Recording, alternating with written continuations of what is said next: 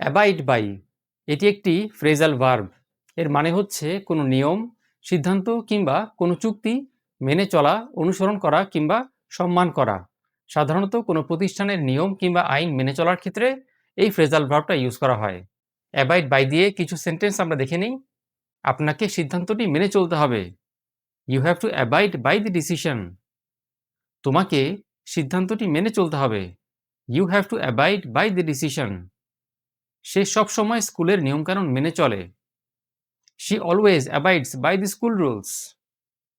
সে স্কুলের নিয়মকানুন মেনে চলছে। He is abiding by the school rules.